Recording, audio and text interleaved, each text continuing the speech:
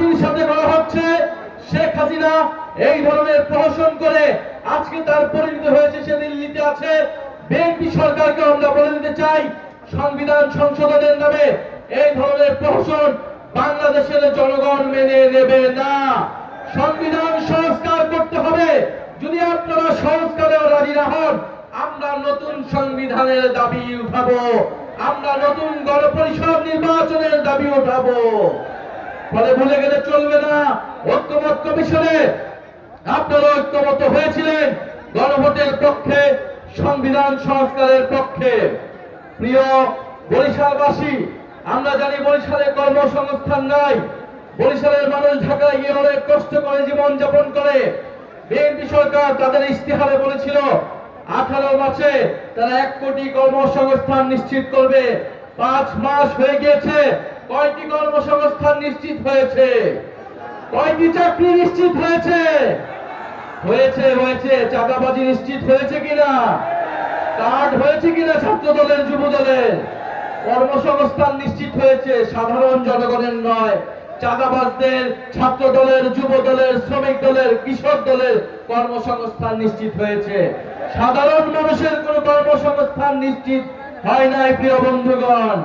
ফলে প্রিয় বরিশালবাসী, আমরা কর্মসংস্থানের জন্য, বিদ্যুতের জন্য, সীমান্তের সুরক্ষার জন্য, চাঁদাবাজি দুর্নীতি নির্মূলের জন্য, এই দেশের স্বাধীনতা সার্বভৌমত্ব নিশ্চিতের জন্য, সর্বোপরি গণতন্ত্র এবং বৈষম্যহীন বাংলাদেশের জন্য আমরা যারা 24-এর গণ অভ্যুত্থান ঘটিয়েছিলাম, গণবিপ্লব ঘটিয়েছিলাম, আমাদেরকে আবার ঐক্যবদ্ধ হতে হবে। আমাদের আবার রাজপথে সংগ্রাম গড়ে তুলতে হবে। কারণ আমরা মনে করি এই জুলাই বিপ্লব যারা জীবন দিয়েছে, যারা শাহাদাত বরণ করেছে, তাদের আত্মত্যাগকে আমরা কোনোভাবেই বৃথা যেতে দেব না। আজকে 18 জুলাই, কত তারিখ আজকে? 18 জুলাই গণ অভ্যুত্থানের সেই ঐতিহাসিক দিন, যেদিন মীর মুগ্ধ ঢাকায় শাহাদাত বরণ করেছিলেন, শহীদ ফারহান ফাইয়াজ ঢাকায় শাহাদাত বরণ করেছিলেন। 18 জুলাই শত শত ছাত্র জনতা নিহত হয়েছিলেন, আহত হয়েছিলেন।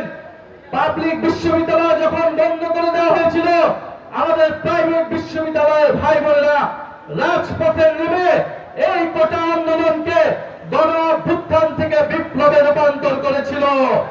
আমরা আজকের সেই সমাবেশ থেকে আমাদের সেই প্রাইভেট বিশ্ববিদ্যালয়ের শিক্ষার্থী ভাই ও বন্ধুদের যারা শহীদ হয়েছে, যারা আহত হয়েছে, তাদেরকে আমরা শ্রদ্ধা বলে স্মরণ করছি এবং আমরা ওয়াদা করছি আমাদের এবারের লড়াই, এবারের সংগ্রামে সংস্কারের পক্ষে, বিচার নিশ্চিতের পক্ষে আমরা সেই প্রাইভেট পাবলিক মাদ্রাসার শিক্ষার্থীদের, সেই শহীদদের আত্মত্যাগকে ধারণ করে এবারে আমাদের সফলতা আমরা অর্জন করব।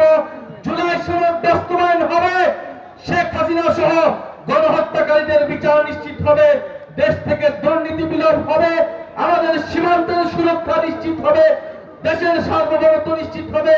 দিল্লি কিংবা কোন দেশের দাবিদারি বাংলাদেশের সরকারকে, বাংলাদেশের রাষ্ট্রকে আমরা আর কোনোদিনই করতে দেব না। বরিশালের মানুষ ঐক্যবদ্ধ হন। বরিশাল থেকে যদি গণজাগরণ তৈরি হয়, ইনশাআল্লাহ বাংলাদেশের প্রতিটি পথে প্রান্তরে এই বিপ্লব ছড়িয়ে যাবে।